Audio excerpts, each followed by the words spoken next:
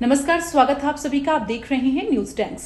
केंद्रीय shipping minister Sarbananda Sonowal ने नई दिल्ली में ग्रीन ट्रक ट्रांजिशन प्रोग्राम के लिए एसओपी का आधिकारिक तौर पर शुभारंभ किया है।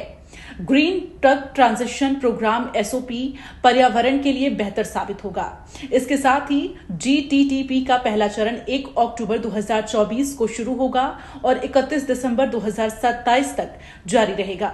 ये ऐतिहासिक पहल पारंपरिक ईंधन आधारित हर्बल ट्रक से हरित अधिक टिकाऊ विकल्पों को बढ़ावा देगी, जो पर्यावरणीय स्थिरता और इसके समुद्री क्षेत्र की उन्नति के लिए भारत की प्रतिबद्धता में एक बड़ा कदम साबित होगा। ये बड़ा कदम है ग्रीन ट्रक ट्रांजिशन प्रोग्राम यानी जीटीटीपी पंचकर्म संकल्प के तहत एक महत्वपूर्ण पहल है। ये बीते वर्ष 22 मई 2023 को केंद्रीय बंदरगाह, जहाजरानी और जलमार्ग मंत्री सर्बानंद सोनोवाल द्वारा चिंतन शिविर कार्यक्रम में इसकी घोषणा की गई थी। ये कार्यक्रम भारत में समुद्री परिचालन को कार्बन मुक्त करने की दिशा में एक महत्वपूर्ण कदम होगा। जीटीटीपी का पहला चरण 1 अक्टूबर 2024 को शुरू होगा और 31 दिसंबर 2027 तक चलेगा। इस दौरान 4 प्रमुख बंदरगाह, जवाहरलाल नेहरू बंदरगाह प्राधिकरण, दीनदयाल बंदरगाह प्राधिकरण, पारादीप बंदरगाह प्राधिकरण और चिदंबरनार बंदरगाह प्राधिकरण शामिल है। मिली जानकारी के अनुसार कम से कम 2 ग्रीन ट्रक खरीदा जाएगा या किराए पर लेने की योजना है। इस कार्यक्रम में इन ग्रीन ट्रक के निर्माण में लगभग 1000 करोड़ रुपए का निवेश शामिल होने की उम्मीद है।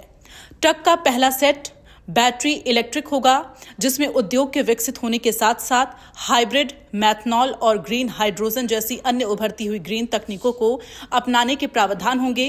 वहीं इस पर कैप्टन गजानन कारजीकर ने क्या कुछ कहा है, आप भी सुनिए। Namaskar.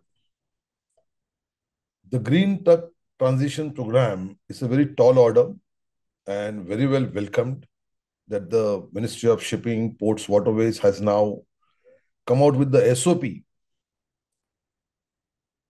I mean, it's a very fantastic idea, and of course, why I said it's tall order, because by 2030 to make all tugs in Indian ports, to make them green, it's a very humongous task. For that, we need to build a green tug building capacity in Indian shipyards, which is not there at the moment. For the shipbuilding industry, almost 70 to 80% of machinery is imported. We are yet to make marine engine, which is required for these tugs in India. So there are many things to ponder upon. I would suggest that Ministry of Shipping, Ports, Waterways should also make all port premises net zero by 2030. And that's a very low-hanging fruit. Airports are at the moment, running on solar energy and renewable energy. Why not ports? We are spending so much of fossil fuel in the ports.